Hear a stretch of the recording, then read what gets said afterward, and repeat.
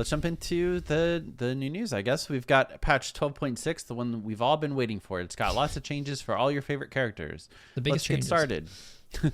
Azir, his health growth is increased. That's the whole thing. It's by a lot. It is a lot, actually.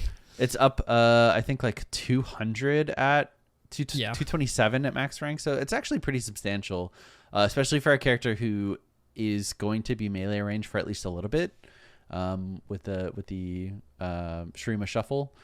But yeah. It's like a Ruby Crystal at like 13. That's crazy. Yeah, it's not bad. Cool. Next is Darius's base damage is increased. So it went from 100 to 302, now as 125 to 375. Which, did you guys know that Darius's alt damage increases by up to 100% based on his passive stacks? I think I did.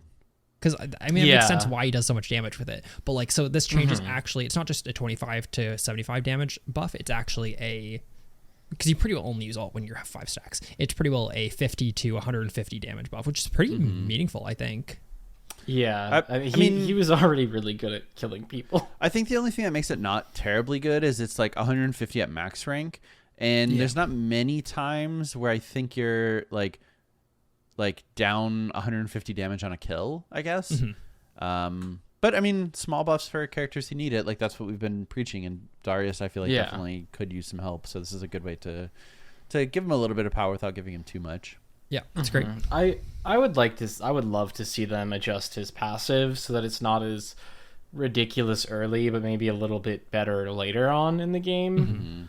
Maybe give him like bonus tenacity at one if he's got somebody like at full bleed stacks, instead of giving him just obscene damage, especially early on. Because that's to me like the most irritating thing about Darius is not like if he's a problem late game, it's because he's 25-1. Yeah, but like I don't know. It would be nice to see him be a less ridiculous laner and be viable in like game team fights when you're not crazy ahead. Yeah, you pretty well have to play a character that can disengage before he gets 5 stacks in lane, or else you like lose the trade. There's no way you lose trade after he gets 5 stacks, or win trade after he gets 5 stacks. So, but yeah. Yep. Yeah.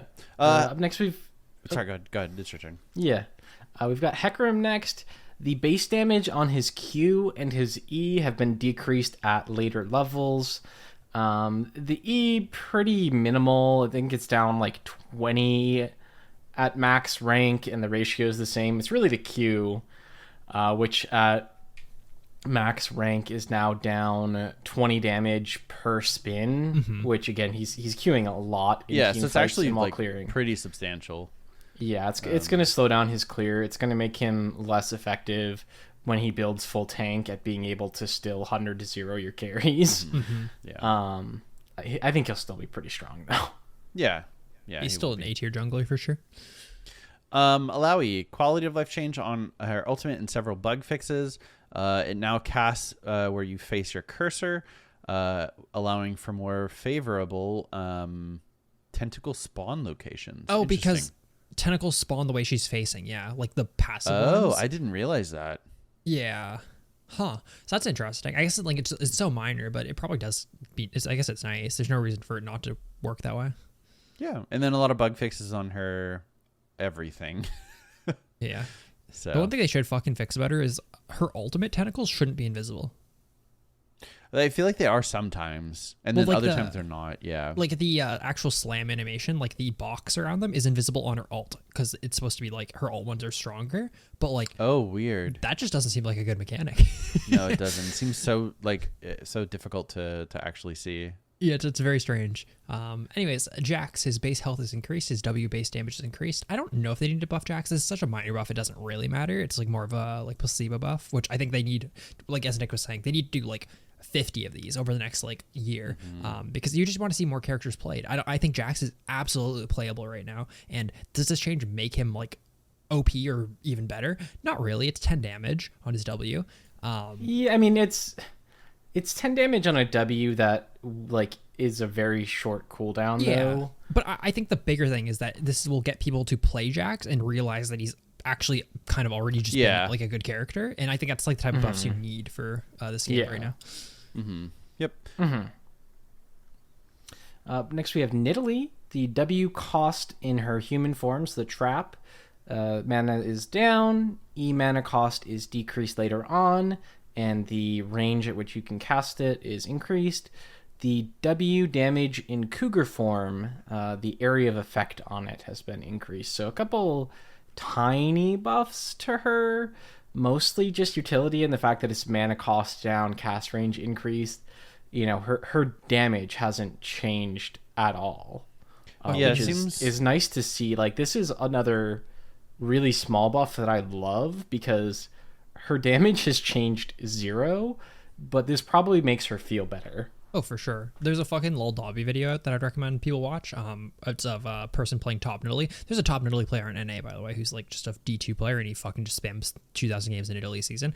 That player's not that good. Yeah. But there's a Korean guy who's really fucking good. He makes the character look fucking broken top lane. Like, he just abuses like your ranged character who can proc grasp really easily, and as your auto's flying through the air, you can switch into Cougar form, and it counts as melee grasp proc. You can do the same thing. It's a little like less useful, but you can do the same thing with like Vayne Tumble proccing Sheen items. You can auto Q, and the first one will count as the Sheen. That's crazy. Yeah, either way, he like makes it insane. Like, and just you have to be really quick at the character, but you guys should go watch that video because though if you play top Nidalee really well and you can auto, and as people go on you, you immediately switch to Cougar and jump backwards, they can never get on you. I didn't realize how much fucking movement speed she gets from just sitting in bushes. Jeez. He just bush abuses, and there's no way to fucking it's a lot.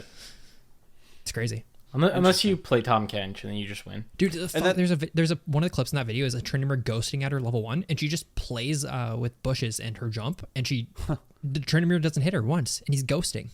That's wild. I was gonna say I think this actually makes her like it's a bigger buff in the top lane than it is in the jungle, just because like in the jungle you have so much mana regen. Yeah. That reducing it by such a small amount probably doesn't mean much. But yeah, in the top lane it seems actually kind of insane. Like she has a 50 mana heal plus a 30 mana W like trap. That's pretty substantial. Yeah, it looks fun. Would recommend. Mm-hmm. Awesome. Cool. Rengar. Boy, we have a lot of changes, which actually I think kind of make him cracked, to be honest. Passive adjustments to Ferocity, Leaps, and Bone Tooth Necklace. The new Ferocity resource bar is added, so sort of like Annie or Corki, I believe. Mm-hmm. Q basic attack will now always crit. The damage now scales with crit chance. It now applies against turrets. It no longer applies against plants. The E cast time during Leap is removed. It now grants True Sight and some vision around the target, and the ultimate now also grants some vision around the target. So there are a lot of changes, but it seems like they're really like pushing him to be like a pretty prevalent in the meta with these changes, in my opinion. Yeah, I didn't play enough regular Rengar, so it's hard to like gauge them, but they seem like overall good changes. I've heard Rengar main say positive things about them so far. Yeah, so as someone who does play a good amount of Rengar, I read through these, and like you've got more time before your ferocity falls off, which is really, really nice. It feels like shit if you happen to be like leaving a camp on 3 stacks and then it goes away by the time you get to your next one. It doesn't happen super often, but it'll happen like way less now that they've increased the time on that. Adding, switching from 1.5 to 3 seconds for your Bone Tooth Necklace stack is another big one, where it's like when you gank, get the assist, but don't get a Bone Tooth Necklace stack. It feels so shit, especially if you also did get like Ravenous Hunter or Ingenious or like whatever one you have. If you did take that, it's like, oh, I got that stack, but not the one I wanted. Yeah. No animation on the E when you're using it through a jump is really nice. It'll just make that combo during a jump more smooth. Getting True Sight is insanely good, because like landing the E and then they like flash over a wall feels really bad, but now if it's like, you're in a bush, you can follow them because you actually do see them. Obviously the ultimate getting bonus vision is really nice. And then the passive change I think is definitely the biggest one of these, in that even if you fuck up and like cast an ability before you start your jump, because that was always the issue, is that like if you were ulting or going out of a bush and you fucked up and you like in your combo threw E before you started your jump animation, you'd only have 3 stacks when you landed. Which now you'd have 4, because it's just a jump out of a bush, you get 1. So like even if you decide to throw E first, or if you just fuck up your combo, you're still gonna have 4 stacks when you land, and you can choose to like Q them again or throw another E or W out if you're just trying to do like a quick trade. The crit change on his Q I don't think will make a huge difference.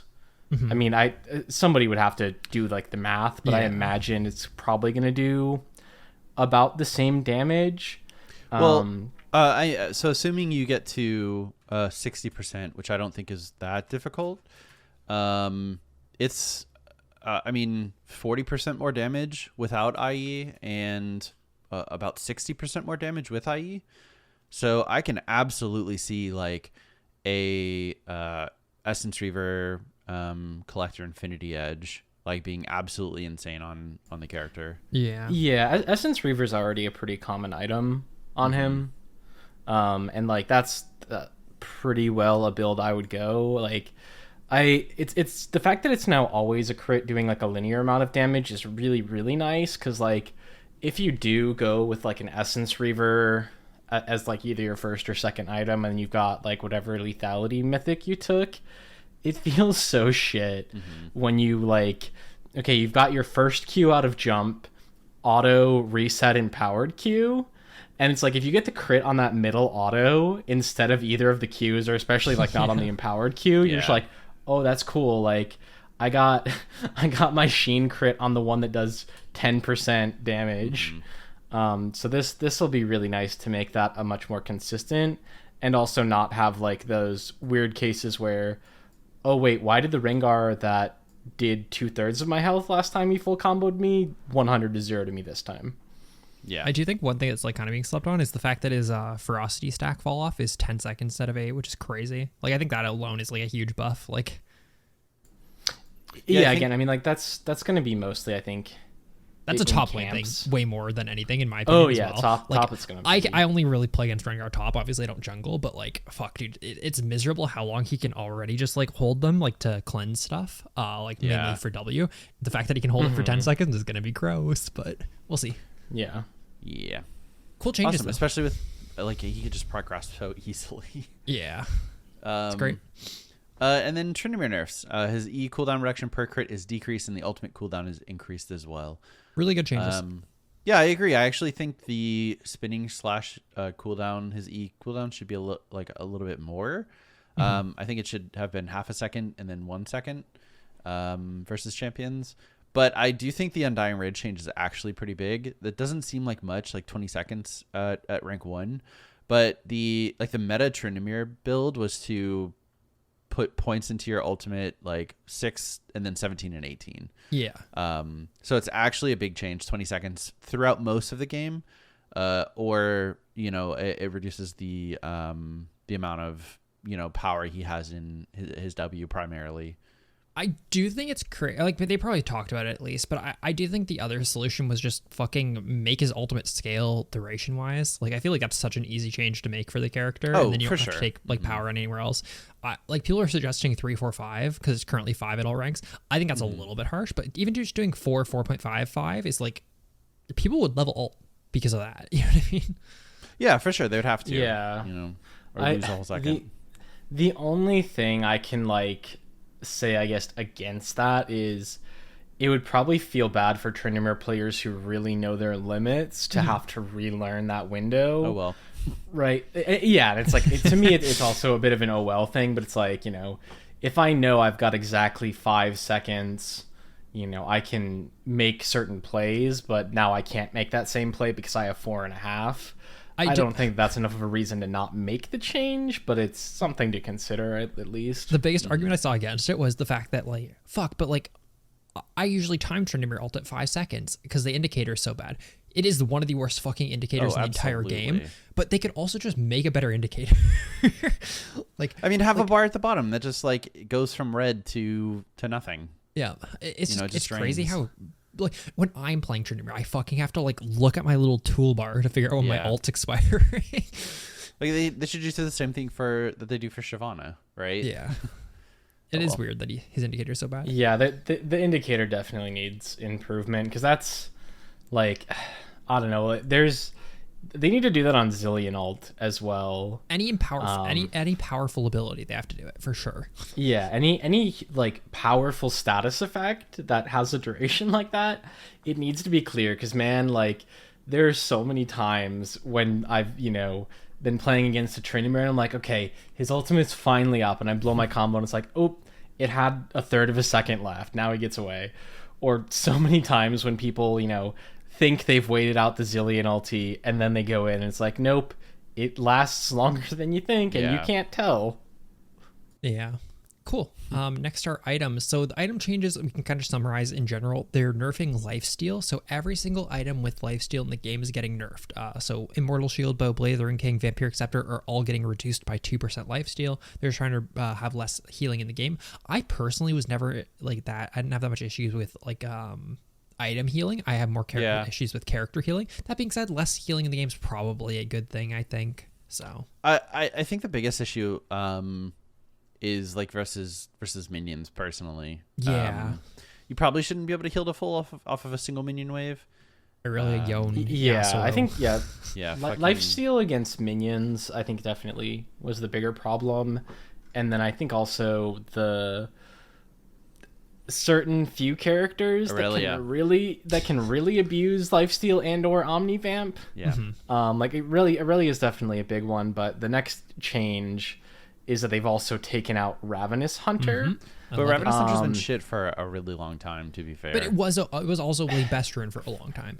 And then they nerfed it. Yeah, that's true. And then it became the worst rune for like a long time. Yeah. It was like the worst rune, but still very good, I think, on a couple characters. Yeah, you still could take it. Yeah, like again, there's just not a lot of characters benefit a lot from Omnivamp and like wouldn't benefit from Ultimate Hunter instead. Mm-hmm. But like there are some where it's just ridiculous, and the fact that they're taking this away, I'm surprised they didn't nerf the other Omnivamp sources if they're hitting all of the Lifesteal sources and taking out Ravenous Hunter. I'm surprised there wasn't like any adjustment to Eclipse, Ravenous Hydra, or Riftmaker, but maybe they're just already fine as they are. Yeah, I think those items are a little weaker than Shield Bow or Blade of the Ring King at the moment. Oh yeah, Shield Bow and Blade of the Ring King are definitely stronger right now. Mm-hmm. But anyway, Ravenous Hunter is gone. They're replacing it with a new one called Treasure Hunter, where you gain 70 gold when you claim a Bounty Hunter stack. Again, that's one unique stack per character. The bounty is increased by 20 gold for each bounty hunter stack. So the first kill or assist you get would be 70, then 90, 110, 130, 150. So if People I'm think not this is mistaken, shit. this is 700 gold? It's less than that, I'm pretty sure. But unless I'm smoking weed, but I don't know. I thought it was like 5. No, I think it's Is it 700? I think it's close to 700. I'll do the math here. It's such basic math, but like I the whole thing I've heard about is a lot of people have said this seems really, really shit. I think it's pretty fucking good. It really depends. If you're able to really like proc it early, fantastic. Like, but if you're sitting on it and I feel like if you only get it 20 minutes into the game, I don't know, I feel like it's 550 if you get all stacks. Yeah, so okay. Like, I think 550 is like a lot of gold. The reality is like the only things you have to compare it to are Call, which is an item that gives you how much does the actual Call proc gives you 100 plus. You get 1 gold per CS and then 350 gold when you hit 100. Yeah, so it gives you 450 gold. But it costs 350. Yeah, so it gives you positive 100 gold minus the plus the sell value, right?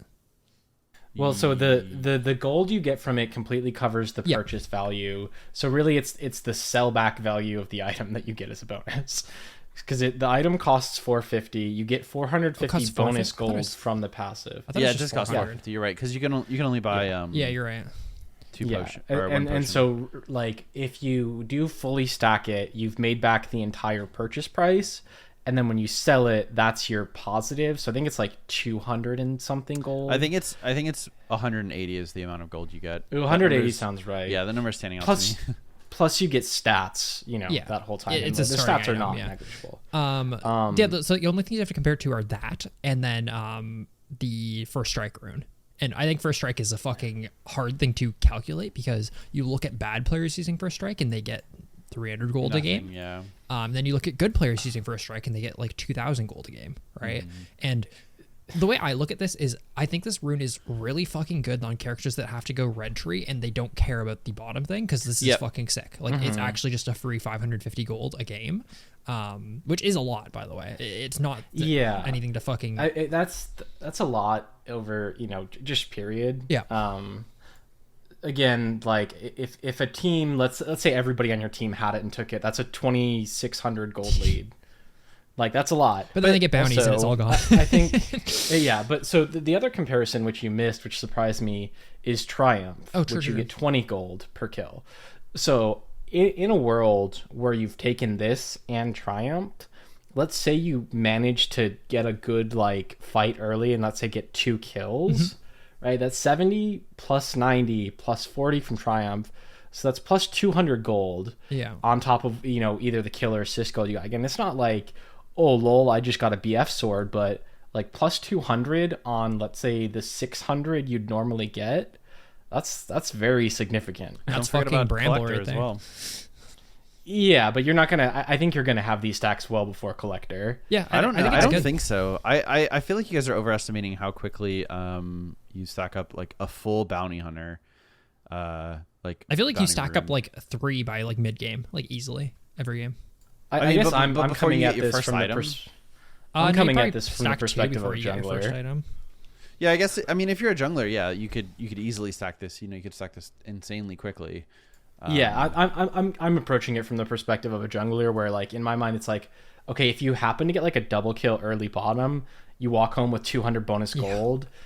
Kill their jungler, that's an extra 130. Kill their mid laner, now that's an extra 150.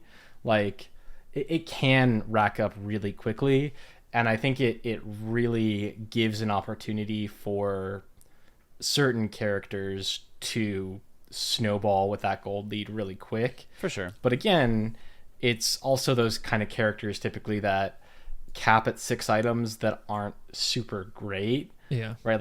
If I cap with 6 2,500 items against an 80 carry who's got 6 3,000 gold items, it's a little different. But I guess I'm on the side that this isn't insane, especially compared to the other choices that you have. Yeah. That's the big thing is you lose the out of combat movement speed, which is pretty insane. I think losing Ingenious Hunter, if you can use that at all, is fucking Ingenious wild. Hunter is still the best one if you can use it at all of them. Because it's 45% item cooldown reduction, something like that. It's actually it's a lot. Crazy. I think that it's definitely not broken. It's that's what I mean. It's in comparison with some of the other tiers, I think it's just okay. So some other in that tier, but like you were saying, Aiden, if you don't have any other ones, if you don't have any active items, you don't really care about the out of combat move speed. Yeah, I mean this is definitely the way to go. Yeah, I'm just more going into the fact that I've seen a lot of people say it's unusable, and I think that's fucking crazy because it's definitely not unusable. Yeah, 550 gold's a lot. Yeah, that's where I was trying to keep supporting it. Is that I've also seen that kind of commentary that it's this is so bad, it's unusable, it's unplayable. It's no, it's pretty good. It's just stuck in a row with 3 other things that are very, very good. Yeah, that's cool.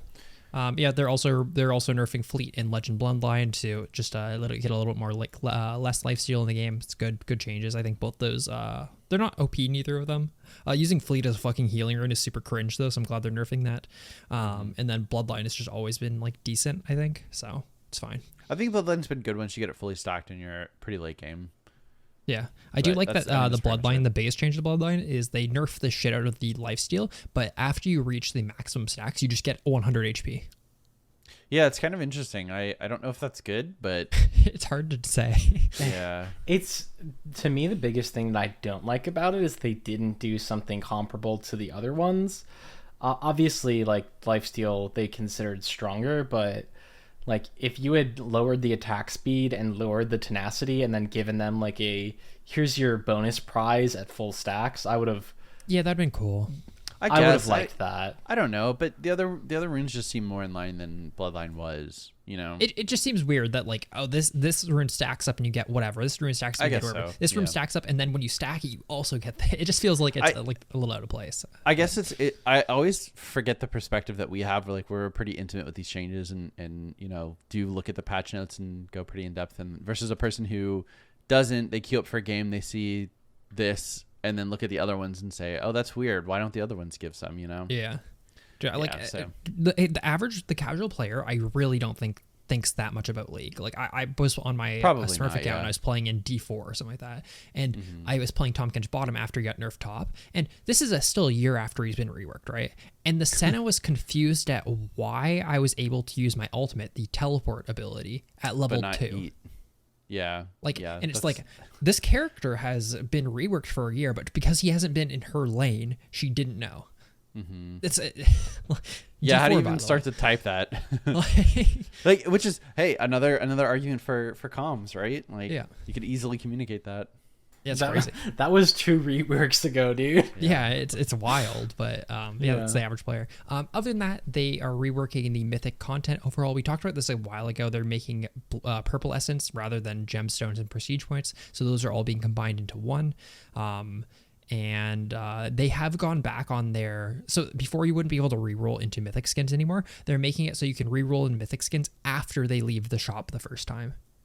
So I think it's good. I think it's a good compromise, because it was like literally a change purely to go, fuck you whales, spend more money on our game. So it's good that they're kind of going back on that. But yeah. And I think that's pretty much it. I mean, you should take a look at all the changes for the mythic shop and things like that. Yeah. And then Clash. There's other stuff. Clash and skins. Oh, they're removing the ability to rent skins. Fuck. Oh, wow. I'd really love to see some numbers to see how much that got used. Maybe it got used a lot more than we thought. I mean, obviously not if it was getting removed, I guess. But it is really interesting that was even an option. They're removing the Tomcat Centerbug. For those who don't know what the Tomcat Centerbug is, if Senna uses her E, which is the shroud thing, and then Tomcat eats her, it makes them both just invisible. Yeah, because not her shroud is camouflaged. inside of his stomach. They're just invisible. And everyone on your team in the surrounding area around Senna's E would also just be invisible. So Senna could use E, your entire team could be sitting around Tomcat. Tomcat eats Senna, and you run into the lane as 5-man invisibility. It was extremely niche and probably didn't get used that much, but yeah. It's funny though. It's fucking really, really funny. But cool. Awesome. And then the battle skins, the battle bunny, battle wolf, battle bat, battle cat skins are all coming out. Battle bat sounds so terrible. It looks all right. The only one I actually hate is the fucking good. Silas one. Yeah, the Silas one doesn't look fucking that wolf great. boy Silas. Ugh. But we also get Ashen Knight Pike. That's one of the best skins so they've ever made. Looks so sick. He looks like the Black Knife Assassins in fucking Elden Ring. Yeah, a little bit. I would say like Dancer-esque from DS3 as well. God, it's awesome. Cool. And I then, still want the fucking Misfortune skin. It looks so good. And then Chromas for all of them. I think you're just a pocket Misfortune main. I love Misfortune. Like, I feel like every time a new skin comes out, you're just a Misfortune one trick for a little bit. If anyone wants to get me the fucking Misfortune skin, I don't buy skins anymore, but I am a Misfortune main. Awesome. And a popular streamer. And a streamer. A bit of a streamer. Dude, the fucking chroma for the Pike skin. What the fuck? I know there's a chroma. Holy shit. Yeah, there's chromas for all of them. They look really good. Holy shit, that's chroma. But that's it for the patch.